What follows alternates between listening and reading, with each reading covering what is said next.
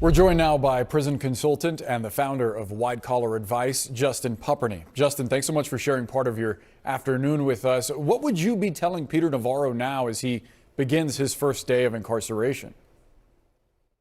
I tell him this 4 months can feel like 40 years if he complains all day and finds people who will tell him exactly what he wants to hear, that it wasn't his fault, or he can adjust properly. Don't complain about the length of his sentence, which can be off-putting to people who have been in prison for a long time. He can do his job with humility. He has a Ph.D. in economics from Harvard. He could use his experience to educate people. So it could be a great time in his life, or it can be a miserable time. The good news for him, at least he gets credit for time served today. He's one day closer to home.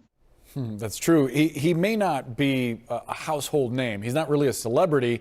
He is well known in politics, though. He was a prominent figure in the Trump White House, a MAGA loyalist. He was able to hold a 30-minute press conference before starting his sentence, and most inmates don't have that luxury. I'm wondering how you think his life on the outside will play on the inside. Most people who go to prison like me are unknown because of his stature in the administration. There will be people who are sympathetic to him. There will be sycophants all around him offering to help him, and he can take that advice or help, or he can lay low and recognize in the totality of his life, this is a little blip, and he can use the experience for good. But certainly guards and prisoners are going to come up to him and offer him things. Others won't care, and others will loathe him, of course. He has an obligation to his family to adjust well, to never complain, and use this experience somehow, some way, to benefit people in prison who have not had the opportunities that he has had throughout his lifetime. Use the 120 days on the inside to educate and help people. It's possible, but he has to make that choice. I appreciate that sort of stoic philosophy that you're recommending. There is not much privacy, apparently, in that elderly men's dorm that he's likely to live in. You mentioned keeping a low profile. Would that actually be possible under those circumstances?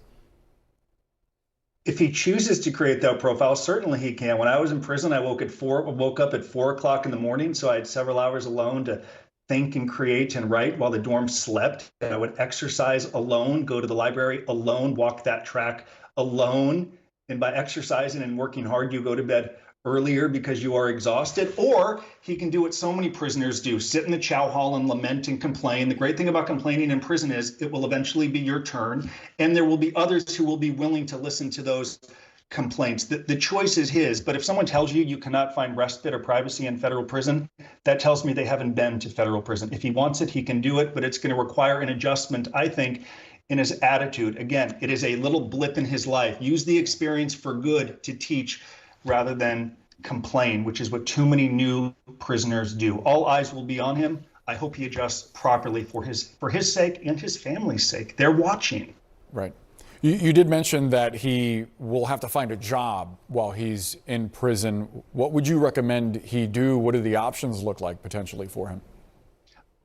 I recommend he does his job, because if he's in prison, there's already about 17 people who have come up to him and said, you shouldn't be here. I'll do your job for you. It shows humility and deference if you're willing to contribute to that community of felons. He could be an orderly, work in the commissary, serve food. Maybe he's scrubbing toilets and showers. I'm not sure. I know you do your job on the inside. You avoid disciplinary infractions. You avoid the prison hustle, and you never, ever complain. That's what he needs to do, presuming he wants this 4-month experience to be a productive experience in his life, and one that will not define the rest of his life as it does for so many people who go through this system.